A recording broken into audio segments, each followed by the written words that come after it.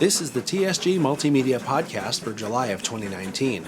We're sponsored in part this month by Podomatic and the TSG Train Crew on Patreon. I'm your host, John Abaticola, and this month I have some really great news. June was every bit as busy as May, and I have a big announcement about July, as it's going to have more than twice as much content than what we're used to here. Before I get to all that, I want to talk about TSG Multimedia on Patreon, but probably not what you think I'm going to say. I mention Patreon during every podcast, and actually on some of the other programs you watch here on the channel as well. But it has come to my attention that not everyone knows exactly what Patreon is. So I want to explain that real quick before we move on. Patreon is basically a service that is set up for viewers to help the creators like me create the content that they enjoy. I think it was originally set up for artists, since it's very difficult for musicians and visual artists to generate cash flow so that they can be as prolific as their creativity allows. What I do here on YouTube is an art form, and I can tell you that the struggle is real when it comes to generating the cash flow I just talked about.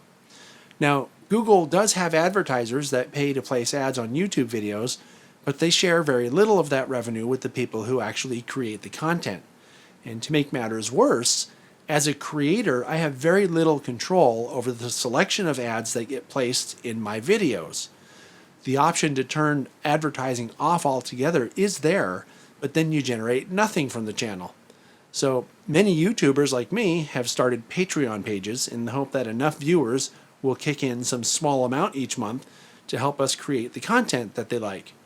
This channel has well over 27,000 subscribers now. And if we were to get some small number like 10% of these viewers, so that's 2,700, to support the channel with $2 a month, that could add up to over $5,000. Even if it were only 5% of the viewers supporting the channel that way, it could allow me to turn off YouTube ads altogether and still have enough to invest in better equipment, more travel, and that kind of thing. That would enable me to produce more and even better content. So when I ask for your support every month, that's what I'm talking about. I've set up support tiers on Patreon that go anywhere from $2 to $1,000 per month. Hey, I can dream, right? And the goal is to have enough Patreon support so that I can turn off the ads on YouTube, and I need your help to do it. So while my comments about Patreon may get tiresome, just realize that there's a good reason I ask. A lot of viewers have already added their support, and I appreciate that a lot. I'm asking you to add yours if you haven't already, and also thanks for listening. Okay, so I mentioned that June was a really busy month, and it started out with a trip to Jamestown on June 1st to go record the official debut of Sierra number 28. This engine is a 280 consolidation that's been undergoing restoration for quite a while now, and it joins number 3 at Railtown 1897 State Park as part of the original Sierra Railway steam equipment that's used to pull regular excursion trains on weekends. I made a few trips to Jamestown to make videos of this cool machine while they were getting it ready for its official debut, but this time there was a cool ceremony where they rolled it out under big streams of water that the local fire department shot up in the air, creating an arch of water. There were a whole bunch of TSG viewers and even some TSG Train Crew members at the event, which is a great surprise. I went to Jamestown with Kevin Hill and my top secret production assistant, and when we got there, our friend and TSG Train Crew member Garrett Franklin joined us for a Chasing Trains episode that will come out in the near future. I also intend to release a video about the number 28's return to regular service that will use not only the shots from this event, but also some of the best shots from the other trips I took to Railtown earlier in the year as well.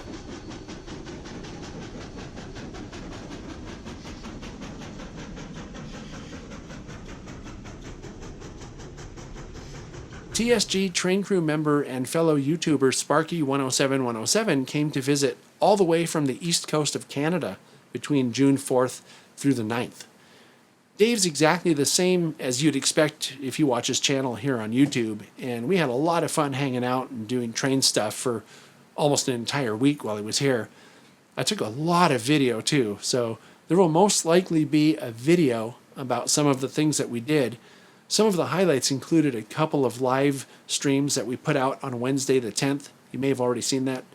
We put them out from the Santa Clara Interlocking Tower. We put one on his channel and one here on my channel. We were even streaming simultaneously for about 10 minutes as his show was ending and mine was about to start.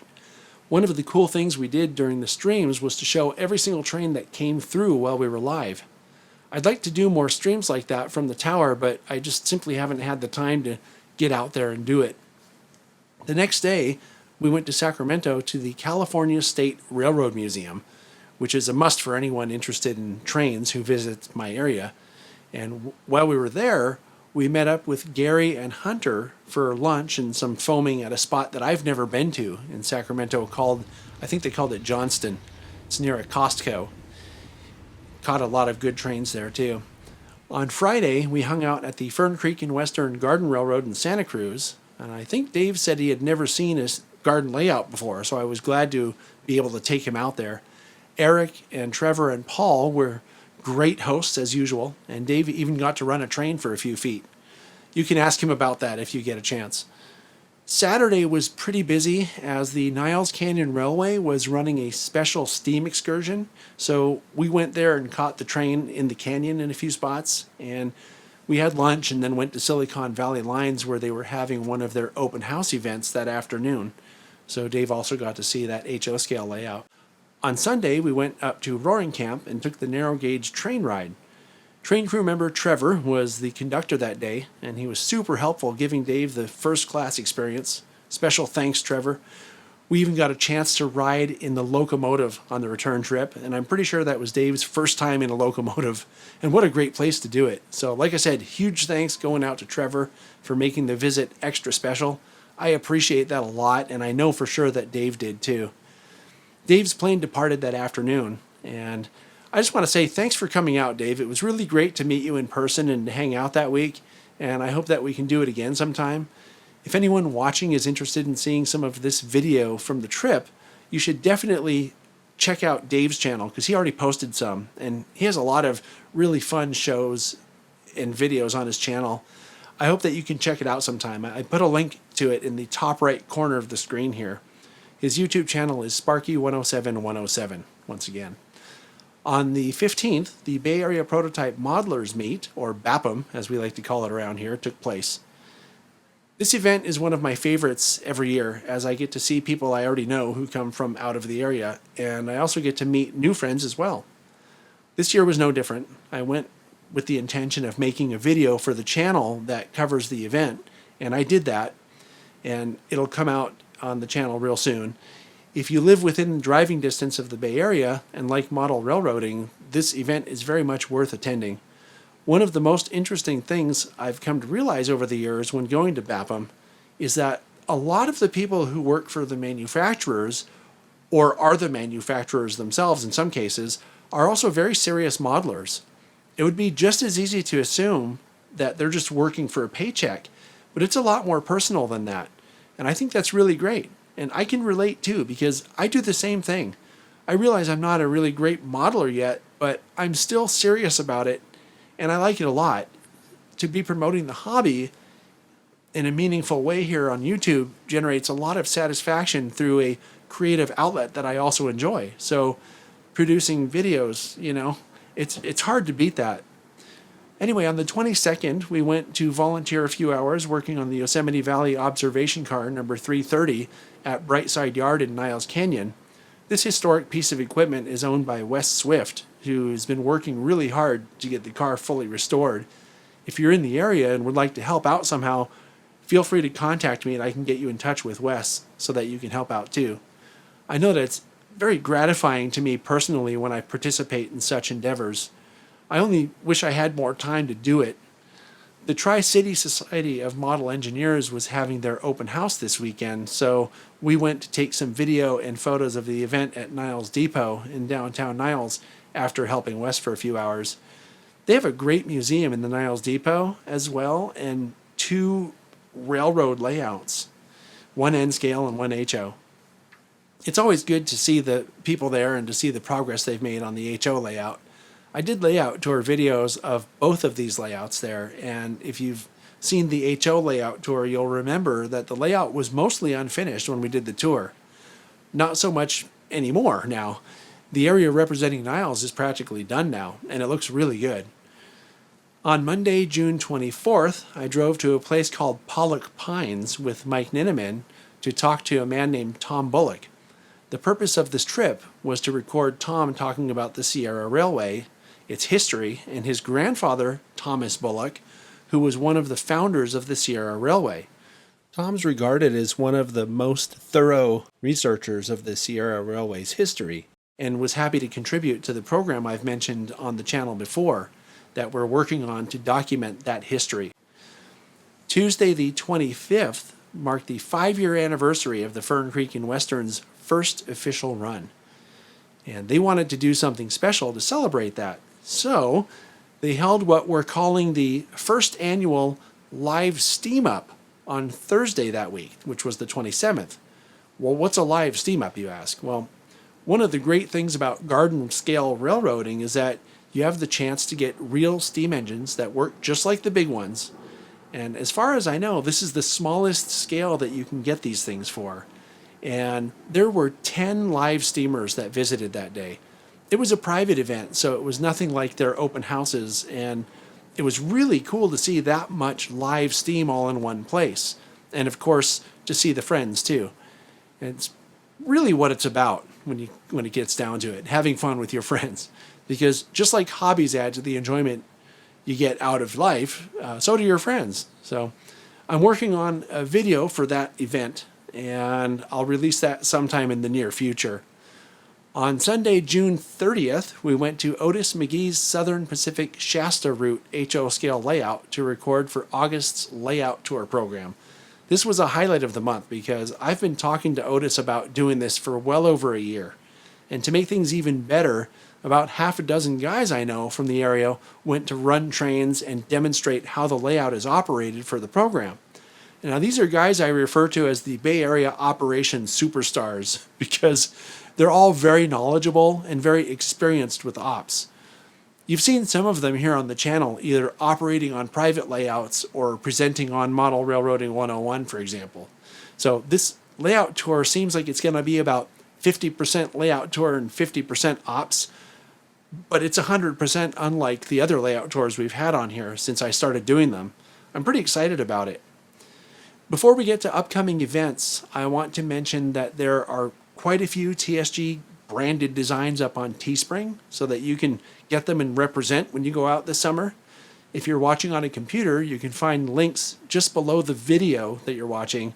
And if you have an idea for an item or a branded design that you'd like to see offered in this TSG Multimedia swag store, put a comment below to let me know what you're looking for.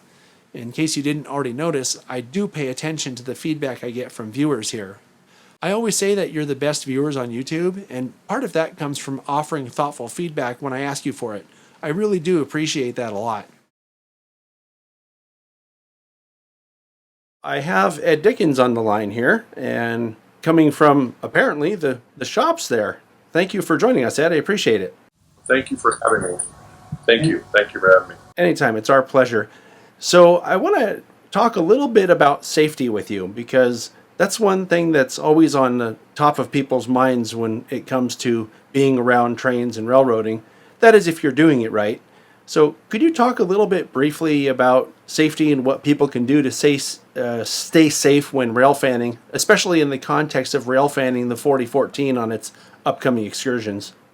Well, I'm really glad that you're giving me this opportunity, because in the coming weeks and throughout our travels, people are going to hear that from us. That's the almost universal message that they will hear. When we travel with any steam locomotive, there's a lot of people that we enjoy seeing, and we really love seeing everyone out there. But what we are seeing is a tremendous amount of people, and in our internet age and the age of cell phones, and there's a desire to take selfies and post them on social media, and sometimes that motivates people to do things that are not safe. And when you have a crowd of people, oftentimes it only takes one or two people to do something, and other people, it's almost as if, hey, that's a good idea, I think I'll do that. And before long, you've got people too close to the right-of-way, and in some cases standing on the track. And that is something that's unacceptable and we cannot permit. So along those lines of safety, it's extremely important that people always remain back 25 feet. Do not cross any track. And for those that aren't familiar with railroad operations and they don't understand what a main track is, the main track is a real heavy-duty, shiny-looking piece of railroad there. At no time ever is it acceptable to cross that track.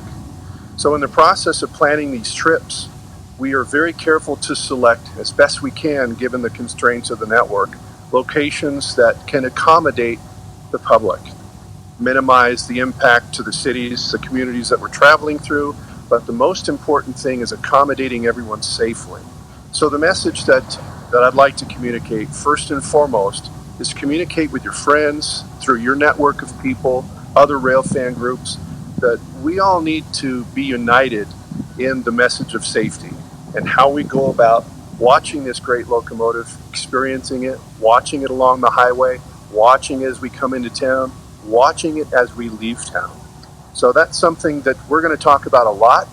I've got a big megaphone in the cab, so don't make me get out with my megaphone.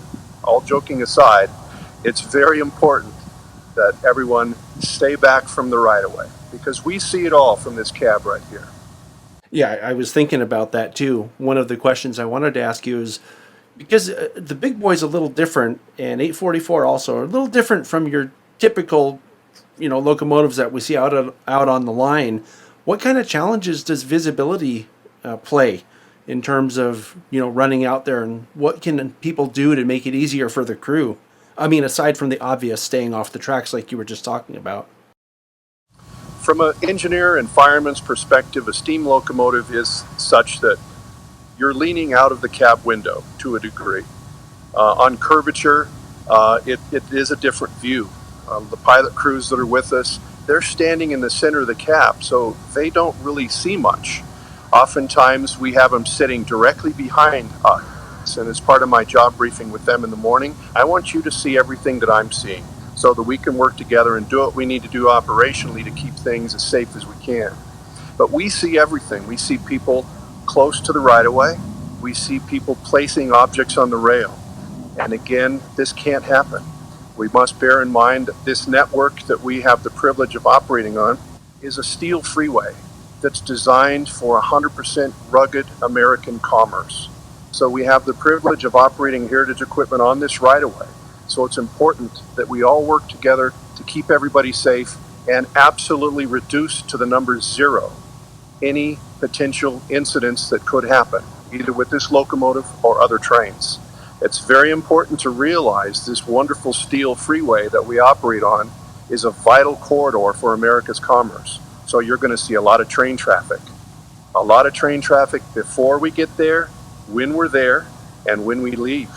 So it's absolutely critical that everyone remain back, remain safe, and enjoy this experience. That's great. I'm also interested, Ed, in hearing your perspective on drones. Did they distract the crew at all, and what can drone operators do to ensure that the people on and around the train stay safe? Well, the new technology with drones is an amazing technology. And just looking at some of the social media outlets, there is some wonderful footage that some very creative, talented drone operators, pilots, I guess you'd call them, have captured. But drones do present another opportunity for risks. If the drone is flown over a crowd or over or near the locomotive, it could impact the locomotive. We're all excited when the locomotive comes through, and maybe you move the joystick one direction or the other. We've had occasions where the drones are pacing the locomotive, in some cases quite close to the cab. So this is a safety risk, and it's also forbidden. There are our drone policy. Perhaps you can post that link to our drone policy. Drones cannot take off our land from Union Pacific property without express written permission from the Union Pacific. So there's an entire set of rules that is constantly being updated and that is in place regarding the operation of drones. Flying drones of a crowd of people, anything that place the public at risk or places individual at risk is forbidden. We like all the aerial footage and all the opportunities that drones provide, but they must be flown responsibly, safely, and legally. Could you talk a little bit about the Race to Ogden trip? I'm mostly interested in hearing what kinds of things you remember enjoying most about that experience and how the steam crew used the trip to figure out what kinds of things need to be tweaked on the locomotives. Well, that was a real exciting time for everyone and for us. We were getting the locomotive together, and just as any project goes, when you consider the enormity of what we accomplished in just 2.5 years, getting the locomotive completely back together again after a full restoration was just a remarkable accomplishment, taking not only our 9 crew staff here, but all of our wonderful counterparts back in Omaha, and all the different parts of the railroad that are united to make this thing work. So we've got a really proud accomplishment. One of the best thing, I think, is the expression on everyone's faces.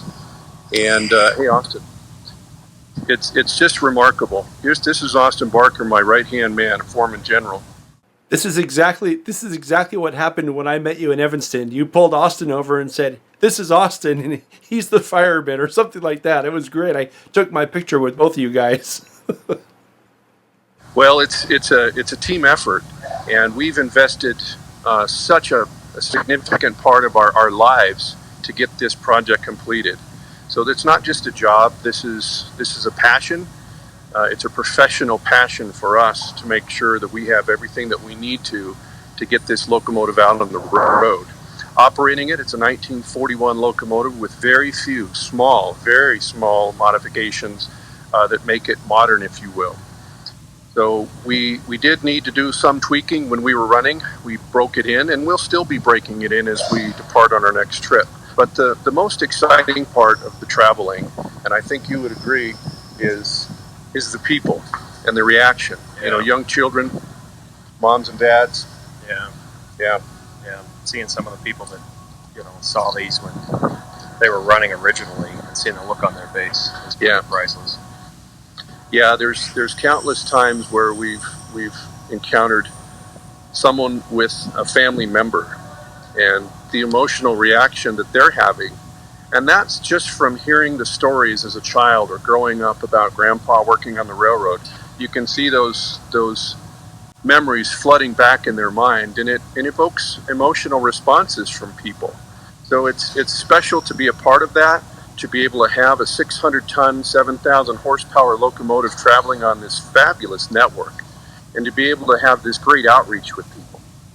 It's just, we'll never forget it. I'll never forget it. And we're about to embark upon Leg 3, which is the Midwest Tour. And I've just returned just literally moments ago from my reconnaissance travels for Leg 4. So we've got a lot of exciting stuff in store for everybody. That's really great. I have one other question if you have time for it.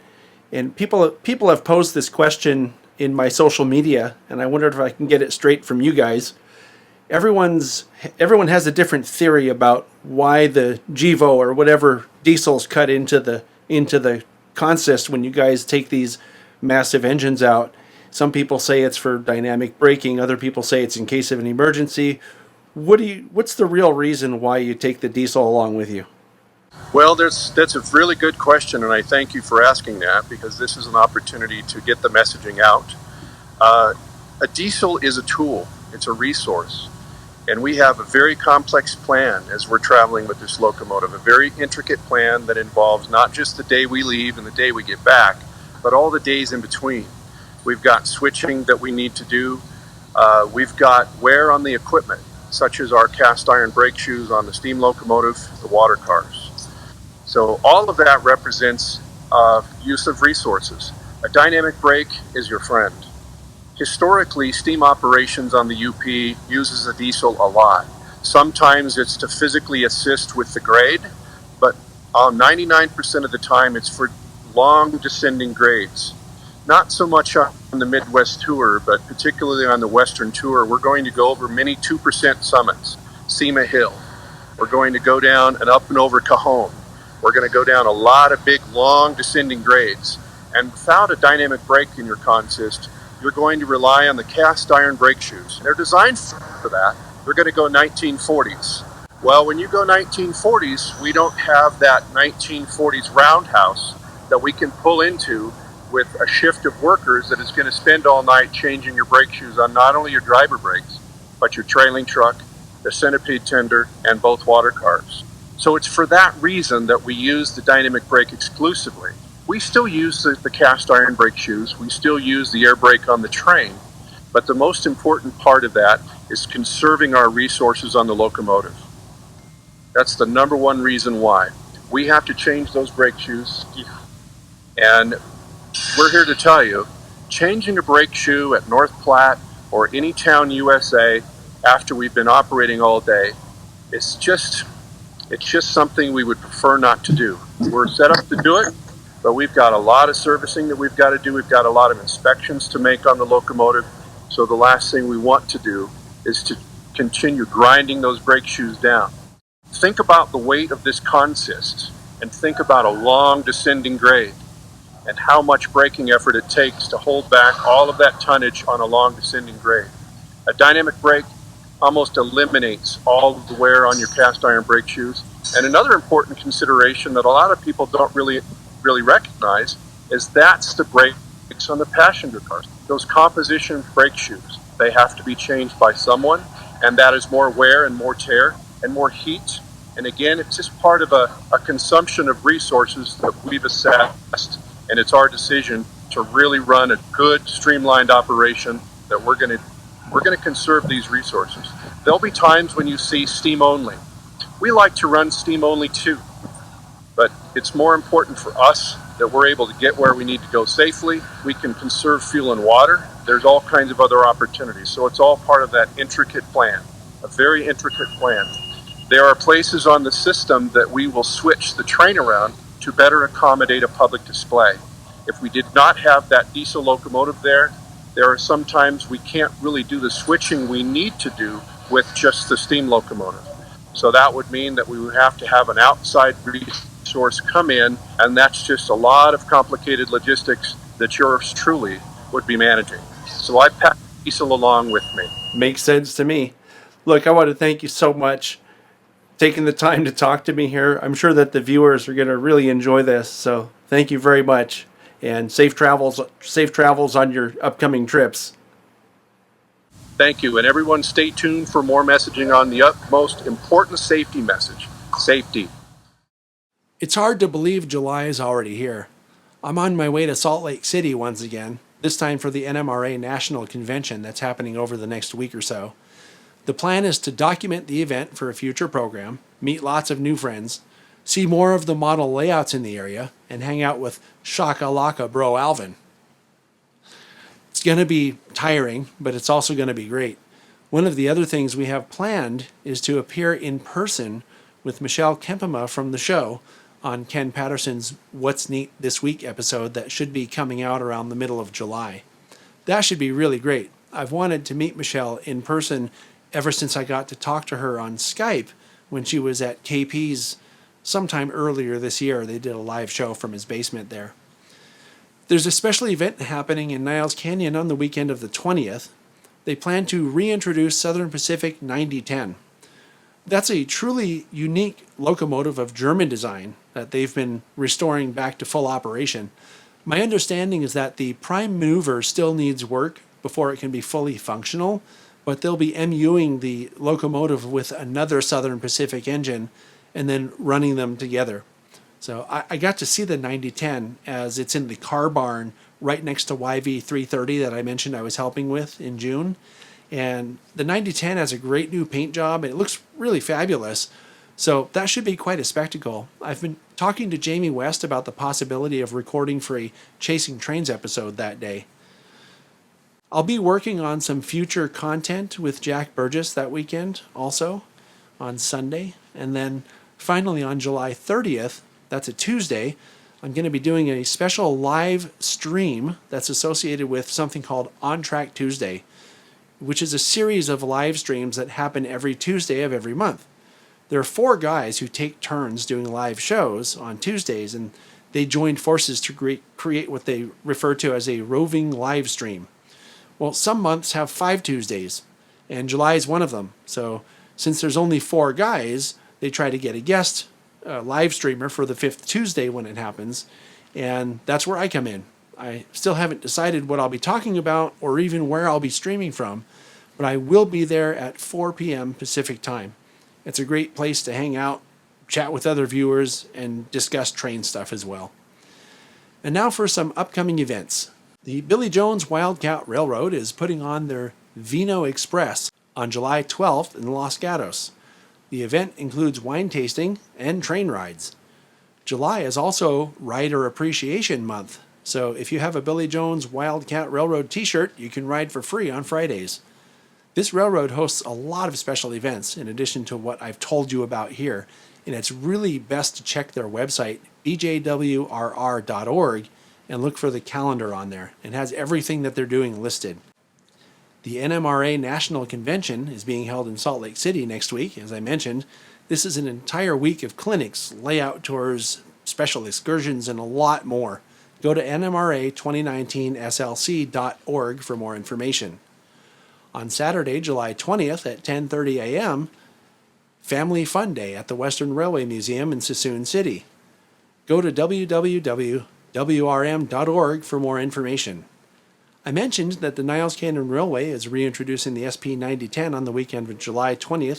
You can get more information about that event at ncry.org.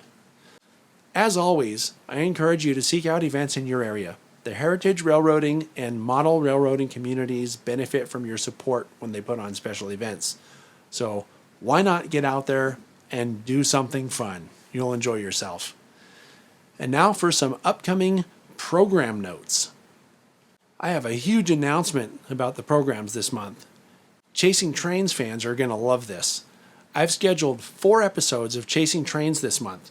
These are the episodes that come from the epic trip from Utah in May for the Golden Spike celebration. Part 1 comes out tomorrow at 9 a.m. Pacific time. The other 3 parts will come out on each subsequent Sunday, all month long at 9 a.m. That's in addition to our regular Saturday programs. I was considering making August a just Chasing Trains only month, but I ran a poll on the community tab of the channel here and decided to do it this way instead. So let's start with tomorrow, July 7th, Chasing Trains, Big Boy 4014, Part 1. This episode documents the first 2 days of the trip. Next Saturday, July 13th, take a tour of the Salt Lake Southern, Gary Peterson's HO scale layout. It's a pretty large Proto-Lance private layout that was designed with operations in mind. On Sunday next week, on July 14th, Chasing Trains Big Boy 4014 Part 2, that documents the 3rd and 4th days of our adventure in Utah. On the 20th, it's TSG Multimedia's coverage of the Bay Area Prototype Modelers Meet that I was talking about earlier. This year, due to popular demand, I talked to a lot of the modelers as well as some of the manufacturers who were at the show. Then on Sunday, the 21st, it's Chasing Trains Big Boy 4014 Part 3. That shares what happened on the 5th and 6th days of the epic trip from May. On the 27th, we have a special episode of Toy Trains 101.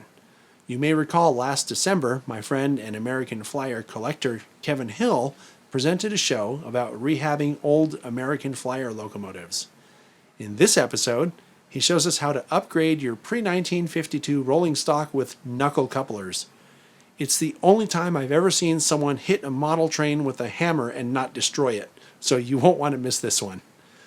And then, of course, on the 28th, the following day, we complete our epic journey to Utah with the grand finale of Chasing Trains Big Boy 4014, Part 4. As I mentioned a few minutes ago, on July 30th, Tuesday, the roving stream at 4 p.m. Pacific time as part of On Track Tuesday. So when I said at the start of the show that we were going to have more than twice as much content this month, I really wasn't kidding. All right, then, that's all I have for you this time. So please consider becoming a member of the TSG Train Crew on Patreon. And like I said earlier, every new supporter helps me bring more of the high quality content that you enjoy. and it brings us one step closer to the ultimate goal of getting rid of YouTube's distracting ads. You can support the channel for as little as 7 cents a day. And it's not much, but if enough people do it, it'll add up. And it all goes to support the content that you enjoy. So, like I always say, you are the best viewers on YouTube, and I thank you all for your continued support. I'll see you next time.